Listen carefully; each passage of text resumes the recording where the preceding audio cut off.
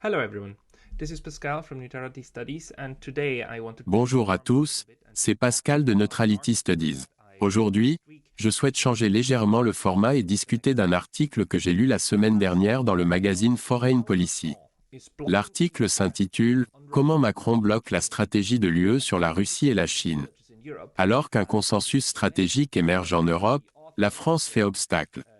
L'auteur, M. Shevchik, est un chercheur non résident au German Marshall Fund et professeur adjoint à la prestigieuse Sciences Po. Il suggère qu'un nouveau consensus est en train d'émerger. À mon avis, c'est absolument absurde. Mais je vous laisse en être le juge. M. Shevchik est actuellement répertorié sur le site web du German Marshall Fund.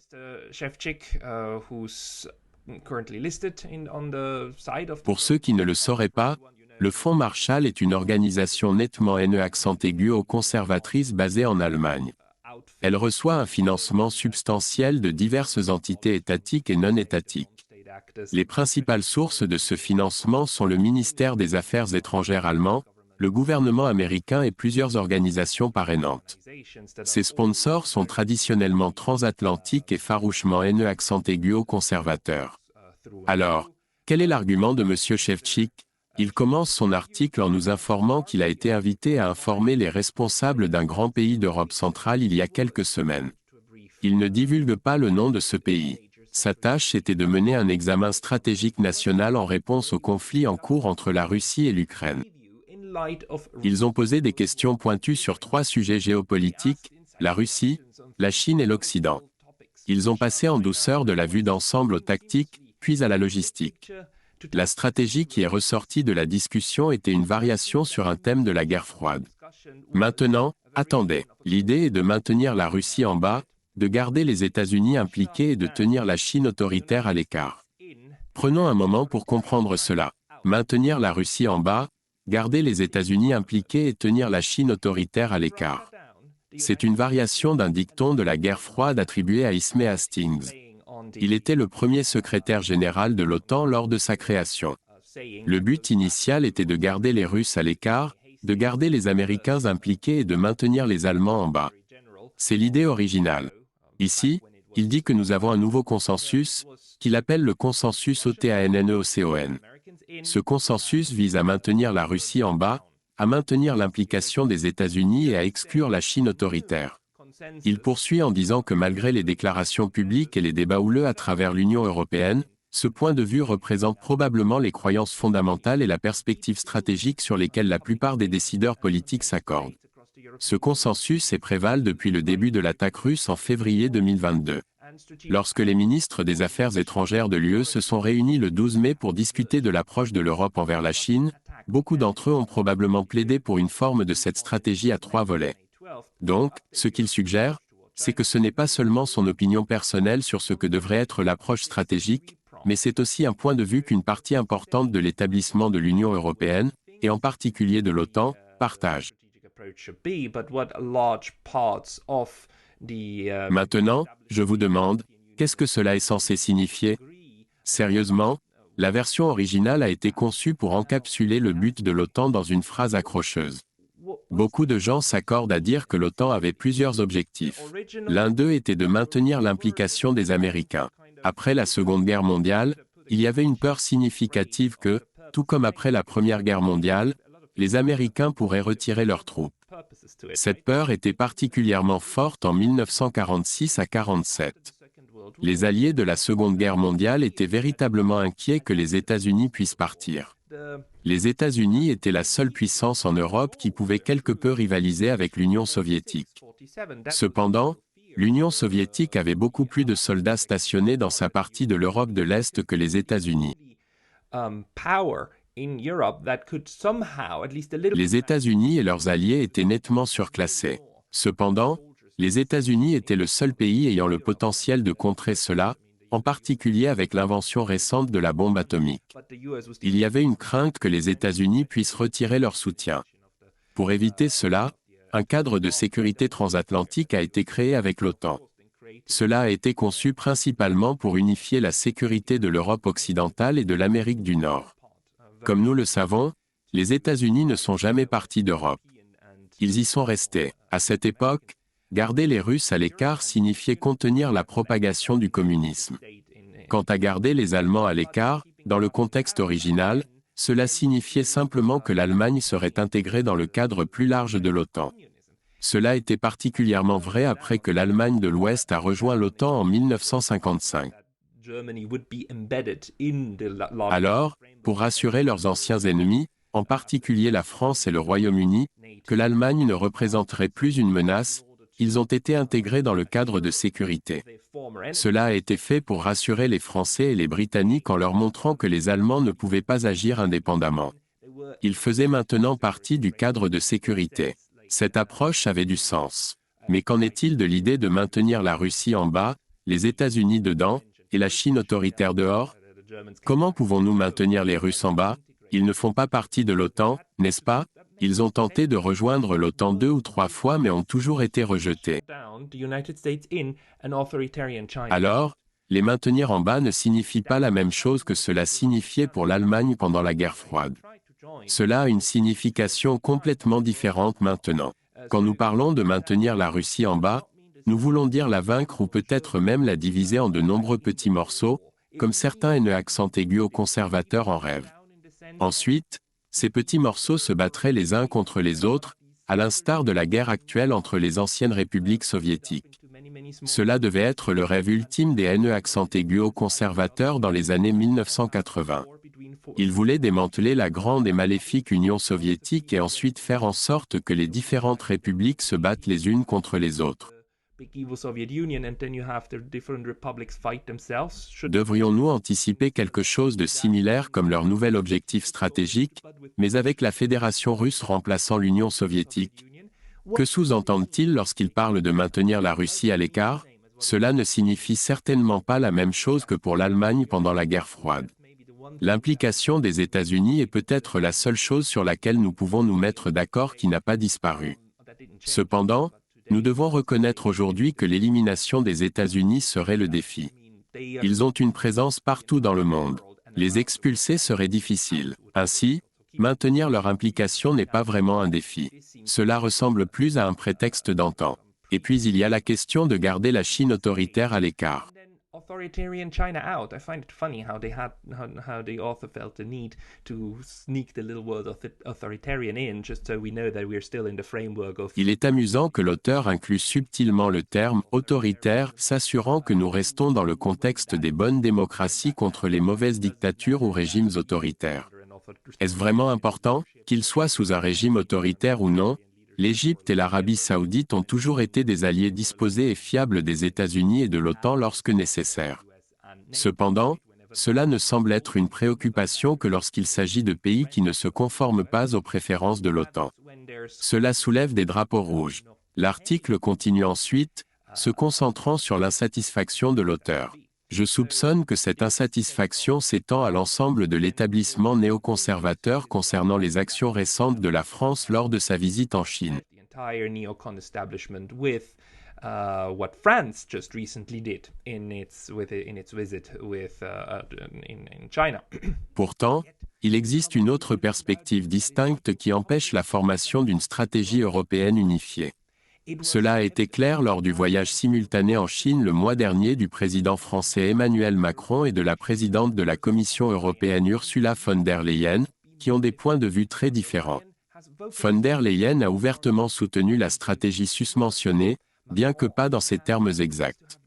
Macron, en revanche, semble avoir puisé son inspiration dans une autre menace stratégique de la guerre froide, le président français Charles de Gaulle.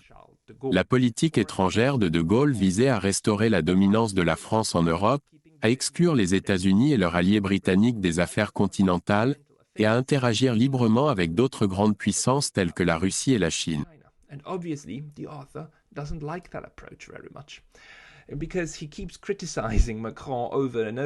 De toute évidence, l'auteur n'est pas un fan de cette approche. Il critique à plusieurs reprises Macron. Macron est tombé dans le piège de la stratégie de division et de conquête de la Chine. Le protocole diplomatique qu'il a honoré a complètement éclipsé la présidente de la Commission européenne, von der Leyen. Considérez l'audace de quelqu'un accusant la Chine d'utiliser une stratégie de division et de conquête. Cette accusation provient d'un analyste du think tank European Marshall. La stratégie de division et de conquête est une tactique très européenne. Maintenant, ces gens s'inquiètent que quelqu'un d'autre puisse utiliser leur propre stratégie contre eux.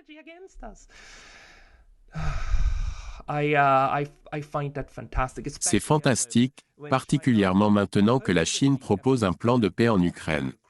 La Chine a récemment négocié un accord entre l'Iran et l'Arabie saoudite pour rétablir des relations normales. Suite à cela, les Saoudiens ont accepté de réduire ou de mettre fin à leur guerre au Yémen. La paix émerge au Moyen-Orient, en grande partie grâce aux efforts de la Chine. Cependant, certains critiques accusent la Chine d'utiliser une stratégie de division et de conquête. Ils prétendent que la Chine divise l'Occident en promouvant des pourparlers de paix, qu'ils considèrent comme terribles. Dans un mouvement qui éloigne la France du consensus stratégique européen émerge sur la Chine, Macron s'engage à développer un partenariat stratégique mondial fort et étroit. Il ne s'agit pas de préserver l'indépendance ou la liberté de manœuvre. Essayer de jouer sur les deux tableaux de cette manière pourrait risquer de faire de la France un pion dans un jeu de grande puissance.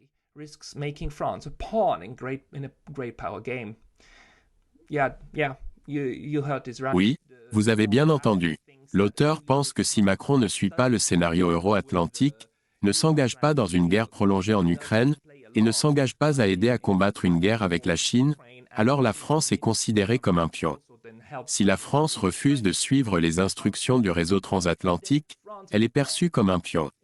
Cependant, si elle accepte ces conditions, elle est considérée comme faisant partie de la famille des États bien élevés qui suivent les directives de Washington. C'est le point de vue de l'auteur. L'auteur suggère également que la Chine n'a pas encore soutenu la Russie au point où elle pourrait gagner en Ukraine. C'est parce que Pékin pourrait préférer un conflit de longue durée qui occupe l'Occident et rend Moscou de plus en plus dépendant.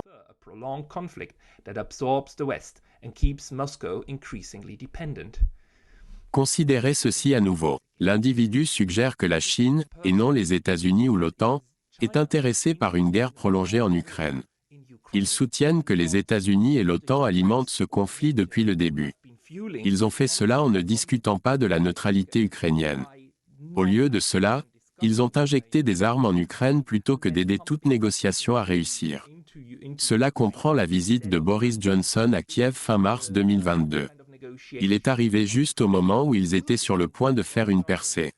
Cependant, il a conseillé à Zelensky de ne pas continuer, affirmant qu'il n'était pas temps pour la paix. Nous savons aussi de Naftali Bennett, qui était le Premier ministre d'Israël à l'époque, qu'il a reçu le même conseil. Il essayait de faciliter un processus de paix. Cependant, les alliés occidentaux lui ont dit de ne pas le faire.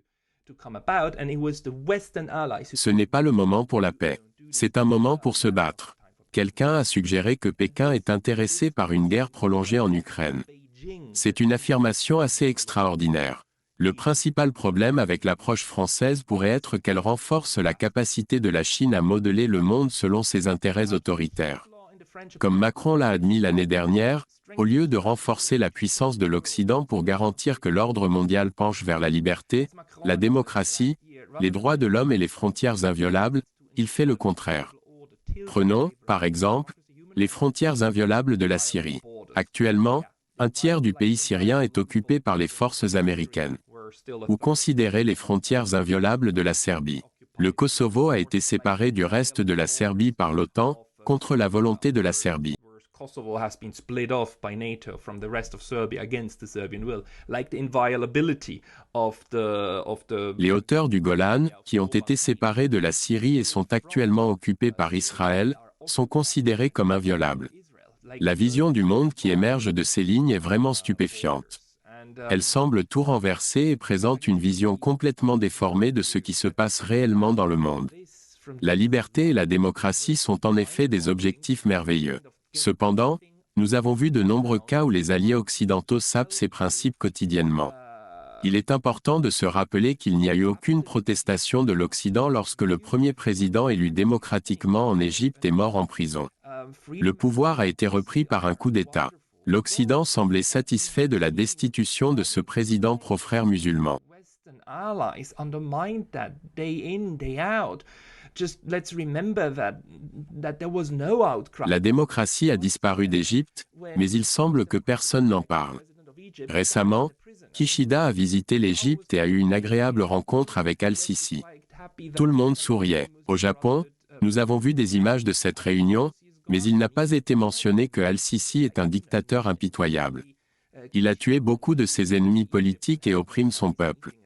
Cependant, nous, en Occident, sommes amenés à croire que tout ce que l'Occident fait est au nom de la démocratie, des droits de l'homme et de la liberté.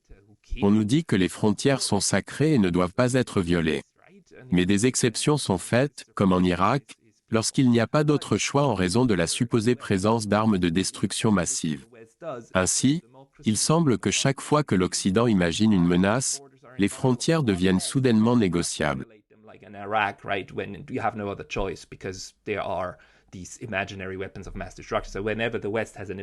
Chaque fois qu'il y a un autre intérêt à défendre, peu importe lequel, les frontières deviennent soudainement sacrées et immuables. En fin de compte, l'Europe ne peut relever ses principaux défis stratégiques qu'en étroite collaboration avec les États-Unis et les autres démocraties occidentales.